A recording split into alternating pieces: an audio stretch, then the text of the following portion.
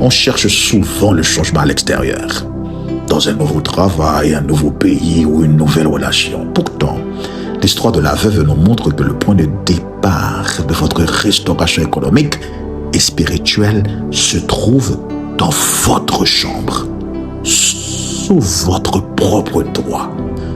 Bienvenue dans ce 6e épisode de notre série de juin, le flux en action. Aujourd'hui, nous fermons notre premier chapitre avec une clé d'impact immédiat. Le miracle ne demande pas de quitter votre maison. Il demande simplement que vous changiez l'atmosphère de votre maison.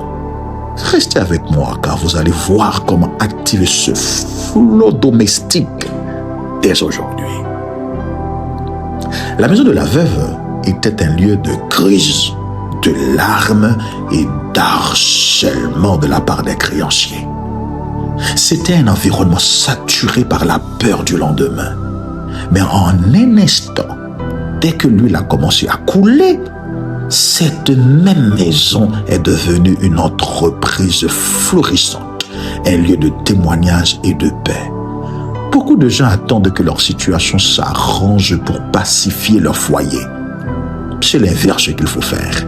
Vous devez inviter le flux de la foi et de la discipline à la maison pour chasser la crise.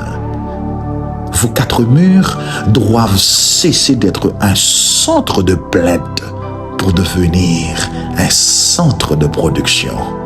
La leçon que nous apprenons ce matin est que la responsabilité du leadership environnemental attire le miracle. Le flux divin s'installe là où il y a un ordre, une vision partagée et une atmosphère de foi. Notez que la veuve a impliqué ses enfants dans le processus. Elle versait, ses fils présentaient des vases. Elle versait, ils présentaient des vases. Activer le flot dans sa maison, c'est aligner sa famille, ses habitudes quotidiennes et ses finances privées sur des principes de rigueur et d'obéissance. Si vous passez votre temps à vous disputer, à tolérer le désordre chez vous, vous créez une fuite qui vide vos vases avant même qu'ils ne soient remplis. Oh, quelques questions pour nous ce matin. Quelle est l'atmosphère dominante au sein de votre foyer en ce moment précis? Est-ce la paix, le stress, la foi ou les disputes?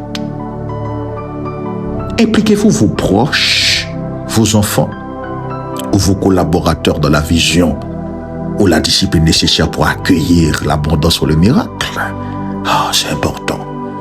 Quel est le premier nettoyage ou réajustement pratique que vous devez faire chez vous maintenant pour laisser la place au flux, au miracle?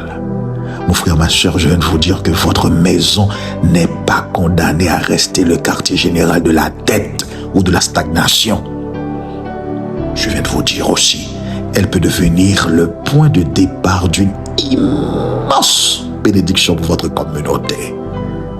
Prenez autorité maintenant sur votre environnement direct. Unissez vos forces avec ceux qui partagent votre droit et commencez par verser l'huile. Si vous êtes prêts, déclarez avec moi. Je déclare que ma maison change d'atmosphère aujourd'hui.